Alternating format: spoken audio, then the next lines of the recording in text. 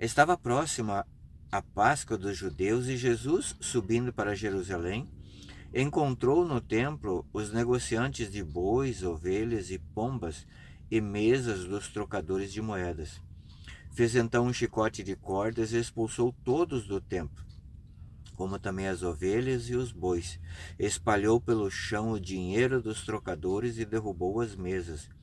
E disse aos que vendiam as pombas: Tirai isso daqui, e não façais da casa do meu pai uma casa de negociantes. Evangelho de São João, capítulo 2, versículos de 13 e seguinte.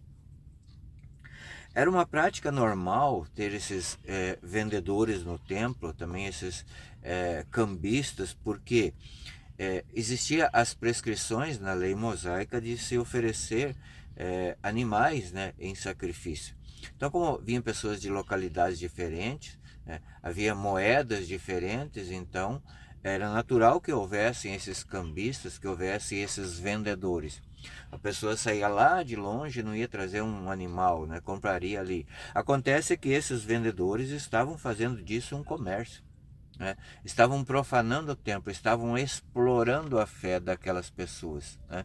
Então Jesus expulsa-os do templo, né? Para que não fizessem da casa de Deus uma casa, né? Uma casa de venda, né? Não fosse profanado o templo. O que Jesus queria falar aqui também é que, né, como na sequência que vai falar, porque os judeus, óbvio que ficaram irados. Então Jesus falou: destruí esse templo, em 3 dias o reconstruirei. Jesus estava falando do templo do corpo, né? É natural a gente falar do templo igreja ou do templo daquela época, né, que tinha se prestava culto, que ainda se presta culto hoje no mundo judaico, mas o templo que se fala também, que Jesus fala, é o templo que o Paulo vai dizer numa das cartas, 1 Coríntios 3, 17: se alguém destruir o templo de Deus, Deus o destruirá. O templo de Deus,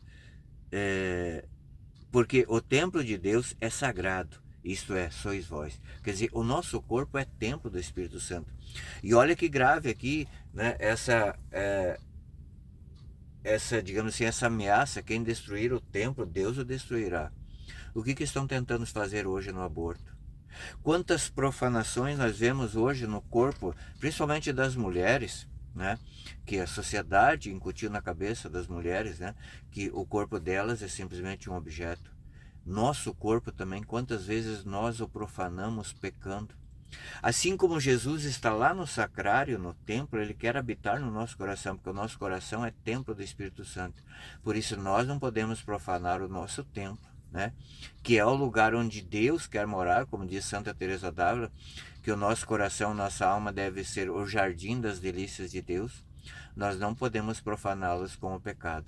E se nós, fazendo o exame de consciência, entendermos que temos algum pecado mortal, é hora de nós irmos correndo, procurar um sacerdote e confessar esse pecado, para que Jesus não tenha que nos expulsar do nosso templo, mas que ele deseje vir habitar e que ele consiga habitar conosco, porque ele não consegue habitar num coração que tem pecado mortal.